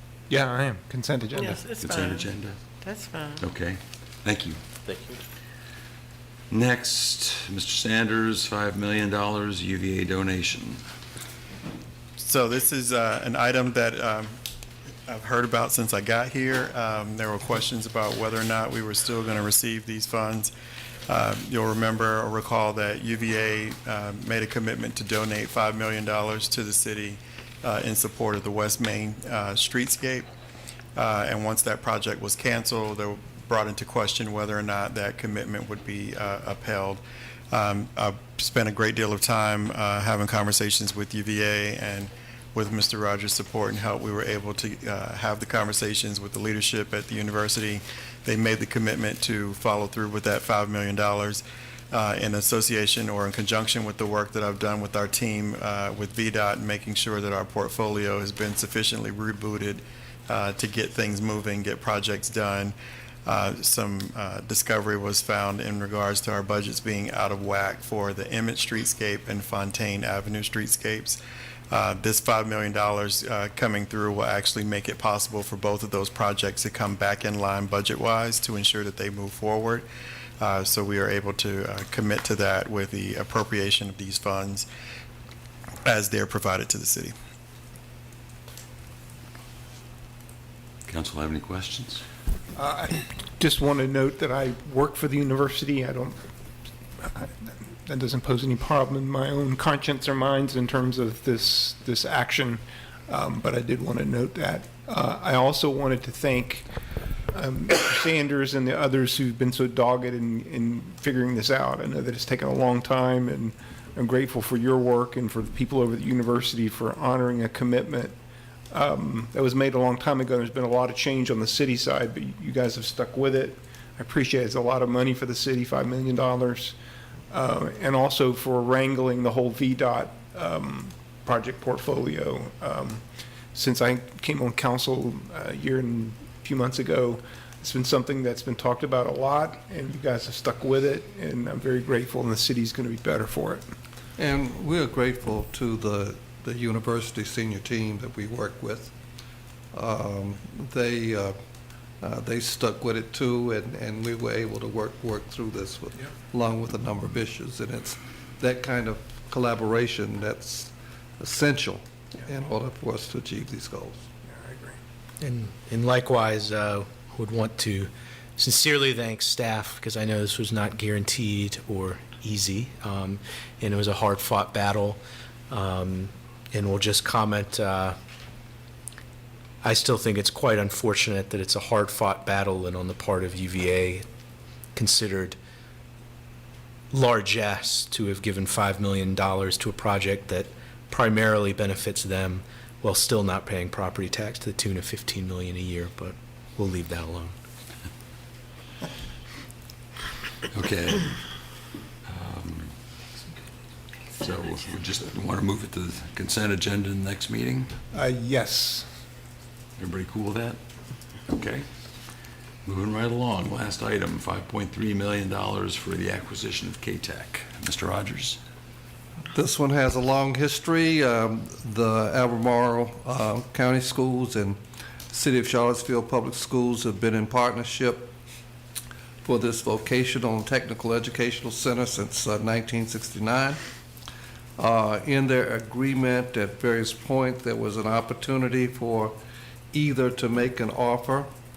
The county made a proposal to sell the K-Tech rights to the Charlottesville Public Schools, and that offer was proposal was $5.3 million. The public schools have indicated that they would like to assume ownership of K-Tech. The proposal tonight is for the city to appropriate the $5.3 million for that purpose, so that the school system can purchase this facility. I see the superintendent is there. You can pick it up from there if you like. Superintendent.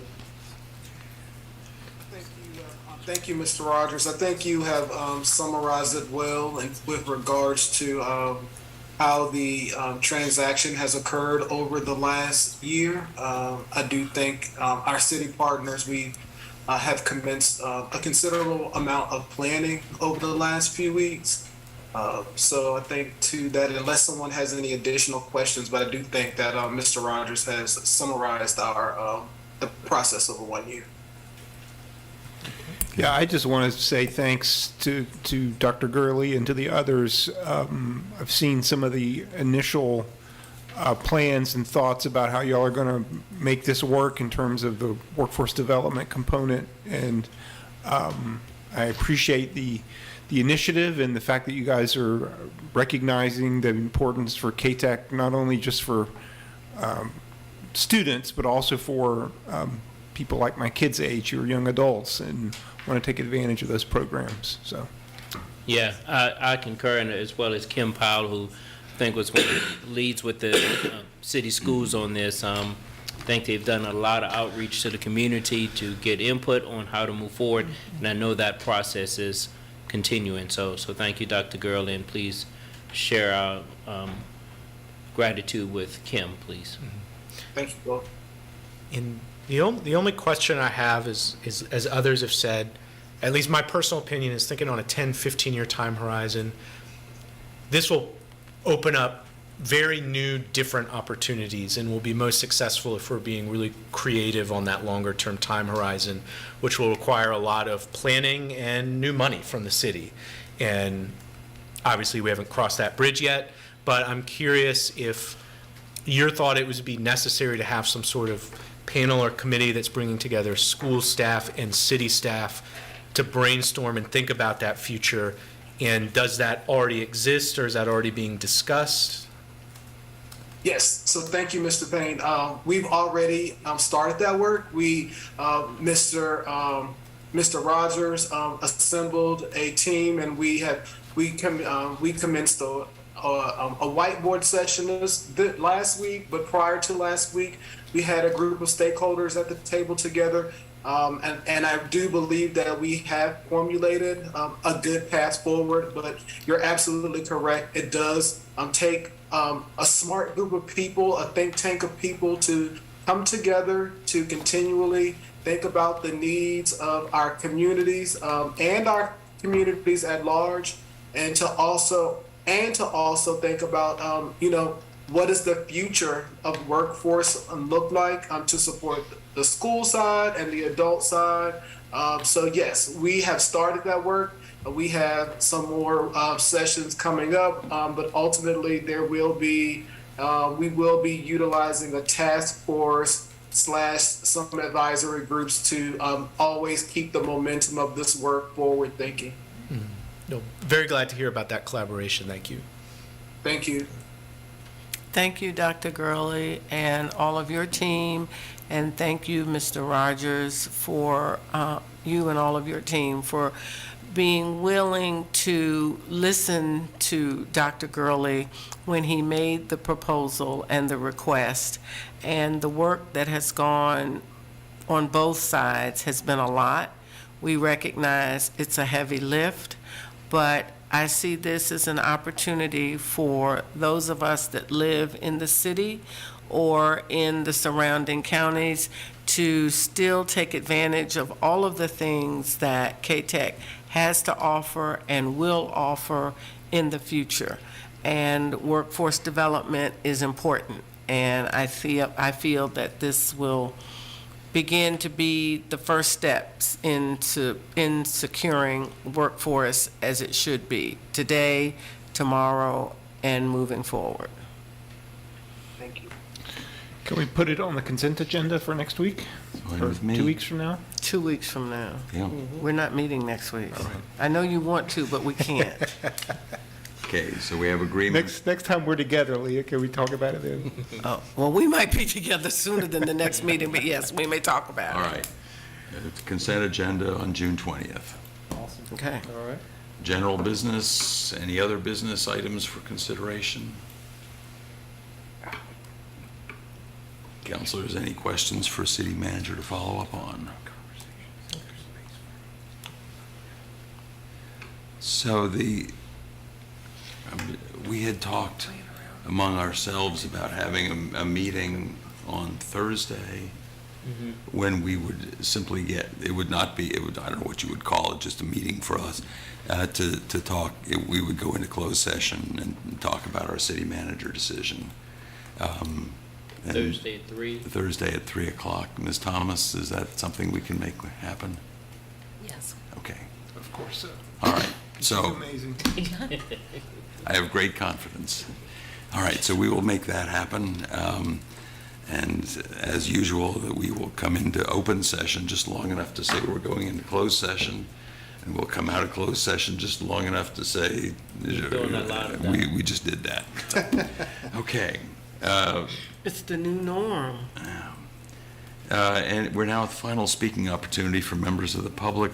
Speakers, again, 3 minutes. Join the speaker queue by selecting the raise hand option in the Zoom webinar, by pressing *9 if you've joined by phone, or raising your hand in council chambers.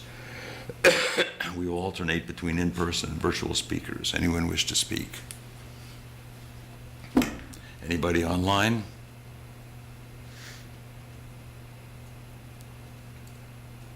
I see no raised hands. Looks like we bored everybody to tears. Okay, then I guess we have nothing further to do. We're adjourned. Thank you all. Thank you. Great meeting.